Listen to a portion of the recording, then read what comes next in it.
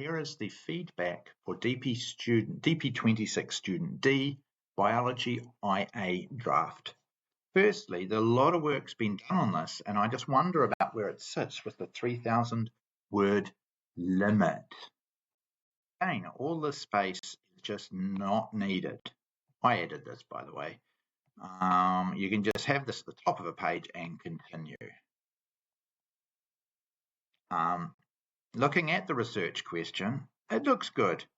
Maybe you could put a bracket after the word abundance and just state this was number per blah, blah, blah size quadrat, just to make sure that's really clear, but otherwise it's looking good.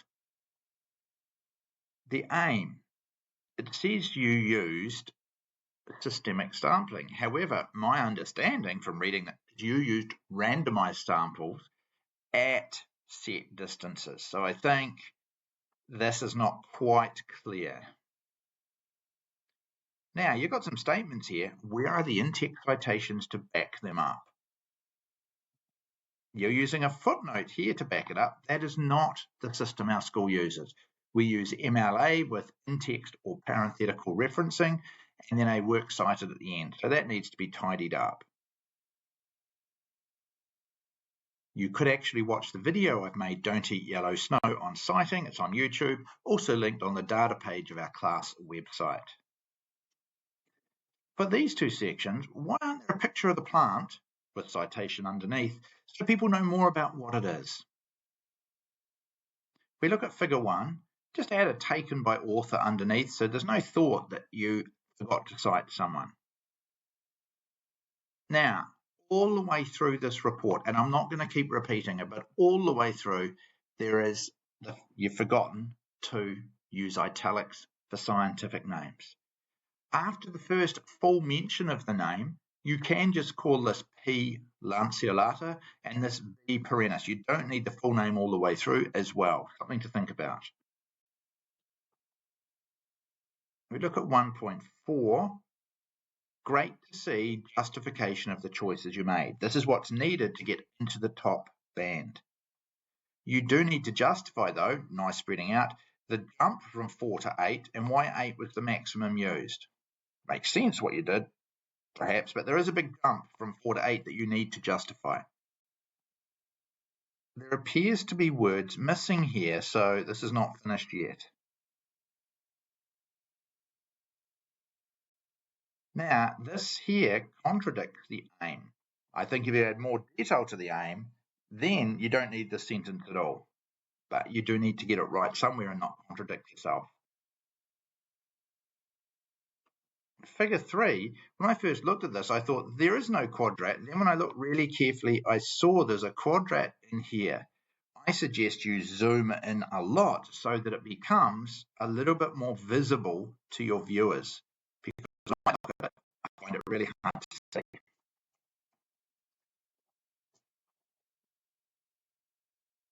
Righty-ho, if we look at your variables here, your second stanza, it's just not right. The independent variable was not determined by random selection. It was chosen by the author, the distance from the path. You chose what those distances were after choosing that to be your variable. The quadrats were then randomly placed at these pre-decided distances from the path. Dependent variable, please be careful how you actually describe the quadrat, because this is not your quadrat. Your quadrat was 0.5 meters times 0.5 meters, which is actually 0.25 meters squared. So you need to, it's really tricky to write. How are you going to write that each time to make sure that it's clear to the readers? Controlled variables. If I look at the second row, this is not a sampling method. This is like the timing, so it needs to be reworded. Third row, this is not about weather conditions, it's about the time of day. We go down to the last row, what identification sheet? There's no detail here, we don't know what this means. Looking at materials, firstly, headings on a different page. That needs not to happen. Click at the front, Control Enter, or Command Enter on a Mac, brings it to the same page. So you could put it in 2 columns if you needed to, just to take up less space. That's your call. It's not so important. Now, this is the first time soil moisture is mentioned. Really, if this is part of your experiment, it should be coming right back to your introduction. Believe soil moisture could be a cause because there should be some cited information about why it's important, what it is, so that we're not finding out about it for the first time in the materials. If I look at your soil moisture, you only wanted one crucible? You only wanted one container? I think you need numbers here. And swap containers. Did they seal? How big? Details, please. Procedure. Why not make a sampling plan or a map to show what this means? Number 3 here, you need to say, use a random number generator. No, this is just all waffle. You need to be telling us what random number generator you used, what command you put into it. This is your recipe for what you did, so we need those details. Number 6. Was it the number of individuals of each plant? It's not quite what I remember, because then the next 2 lines you talk about groups of leaves, number of flowers. Just tidy up the wording there. Number 9. What spots at a place? A representative spot. What does this mean? Where was this actually done? Details, please. Number 10, I presume they were sealed so no moisture was lost. Number 11, approximately what size portion? Half of the soil, around about half a gram? Don't know. Not clear here. If I look at safety, are these not the same thing written in 2 different ways? You don't need both of them. I think measure soil moisture and exposure to heat. This needs to be rewritten to be a little bit clearer as well. The ideas there, it just needs to be rephrased to be clear. Go to data. Okay, I guess there'll be an uncertainty here one day. The same thing I'm saying all the way through the report. Good to see you're using just the letter and the words, but then you revert back later on. That needs to be consistent. Italics for scientific names. Okay, you've got number of species A, number of species B, then an average. Now, hold on a minute. Average for species A, average for species B. You really need an average and a standard deviation for each species, which then gives you the information you need to be able to graph it, and all the information in one place. Now, I look up all of these numbers. There's a space underneath. Get rid of it. You really don't want your data table going over more than one page. Sorry, phone went in the background. I'm not going to re-record for that. We're just going to have to live with it. Okay, looking at this space. Firstly, get rid of all of this space. It's just taking up dead space. You don't need it. Secondly, I suggest start your data table on a new page and shrink down the text size down until it fits on one page. To me, that's the best solution. 2 more columns for the other species at the end. However, if you don't want to do that, think it's too small, you need all of these header cells at the top of each page as the table of your raw data continues.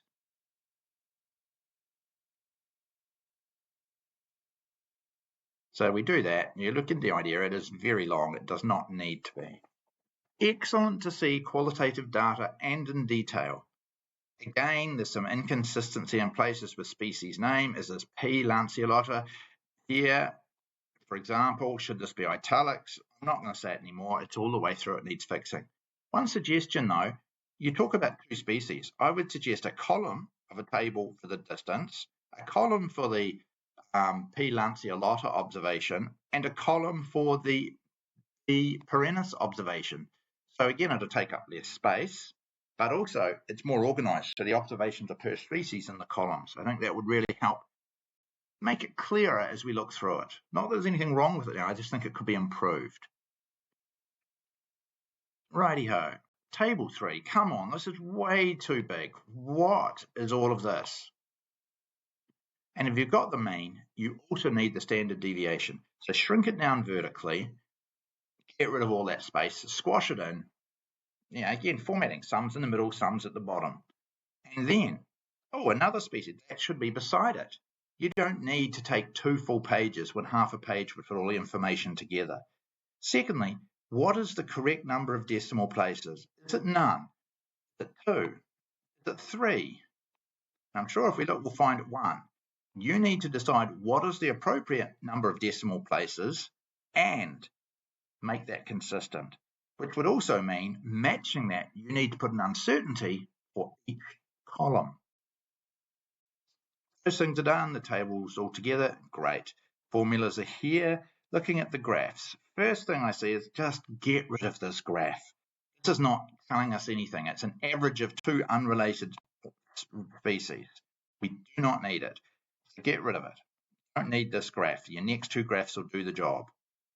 However, next 2 graphs. The first thing that I see here is, look at the error bars. They're all the same size. They're all at the same value.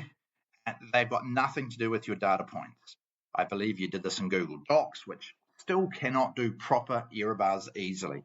As we've said in class all year, you need to do this in Microsoft Excel or another program that allows you. But these error bars don't help you at all. We're going to talk about the overlap of error bars as evidence of an effective distance. There is no overlap, there is no effect. Already done. So we need to fix these. They should be the appropriate sizes and they should be balanced like this one, even though it's the right size though, around the data points. My next issue is why a straight line? Is a straight line best for the data? Maybe it is. But then you use a Spearman's test later on, which is the test for non-linear correlation. So the statistics method does not match the data. I would suggest add in an R-squared value somewhere here, and then use that to help you decide which trend line is best for this data. Really, watch the video I've made, or the videos I've made on our class website, our YouTube channel, on how to put error bars in, if you don't know, on how to choose and put in the correct trend line that matches your data the closest. Same things here. What's that range of data values got to do with that mean? You can clearly see work needs to be done. Average number per meter squared per 0.25 meter squared quadrat per 0.5 meters times 0.5 meter quadrat needs work here. Unsure what this is. When you see the data like this, is possibly leading to an evaluation point. You needed some value here to really tie down the shape of the trend line. Okay, as I said, Spearman's is for a non-linear correlation. You've drawn straight lines, so therefore, as it stands, this is not right. Uncertainty, great to see the formula. You give a formula, you never give any values, you never give any discussion of this. Therefore, at the moment, this is just hanging here and not needed. Either lose it or use it. And at the moment, I don't see any use of it. Looking at the analysis and conclusion, this is way too brief. This is a whole criteria and you're not meeting it. You've made a statement. Where's your evidence? Where's your use of your analytical statistic? Where's your use of a discussion of the, once they're corrected, error bar overlap in size to back up your statements? These are just hanging statements that read as guesses because there's no evidence to back them up. Again, I'm not going to say scientific names. Now, a whole strand is to justify your claim, your conclusion, using cited sources. Well, they may be my words. Do you think this meets a whole strand? You need a lot more about this. You need to research, what does trampling affect? How does it affect? Does it affect compaction? You say soil compaction data, and yet it's not in this report. You've got another piece of evidence that you've measured but not written about. So again, it doesn't fit together well yet. Okay, now evaluation. Great to see it organised well, but I'm sorry to say this whole column is waffle. I'd give virtually no marks for this. Increase the number of quadrats. To what? Give us a number. Decrease the sense of what? But how? Declare what? Measurement, which one? You really need to add a lot more details here to make this longer time period. You're the expert. You've done this. What time period? Why do you need a second table here? Limitations, weaknesses, pretty much the same thing. I would suggest add these to the end of your table. Now, again, your table is splitting over 2 pages, start at the top of a page maybe to try and avoid that. Finally, your bibliography. Well, our school uses MLA, so that should be called Works Cited. It should be in alphabetical order.